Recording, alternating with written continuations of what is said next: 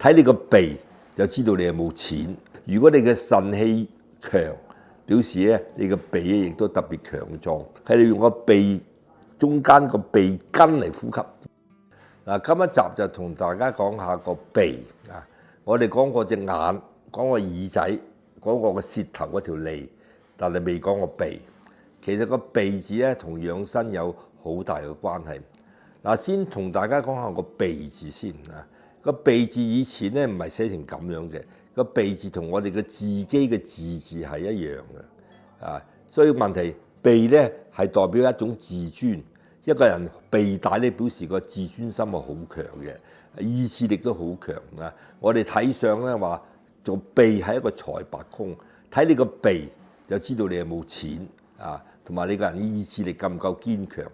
咁但係你個自己嘅自字咧，後來就發覺到咧，如果個自字有一個鼻字咧，會混淆，所以後來咧就要改，加多個鼻咧，加多個音，就加多個比嘢個比，個比嘢個比就個田字下低一畫兩棟。咁而家個鼻字咧就係我自己嘅自字下邊個田下低一畫兩棟咧，個下個比字咧就表示個音點樣讀鼻。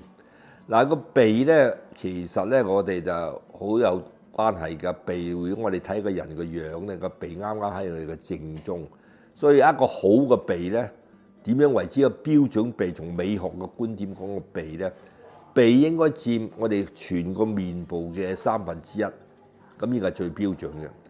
然後個鼻哥嘅高度就應該佔你個鼻嘅長度嘅1/3，呢個就最標準嘅鼻嘅高度。咁樣嘅鼻咧係一個最靚嘅鼻。咁呢個係美學。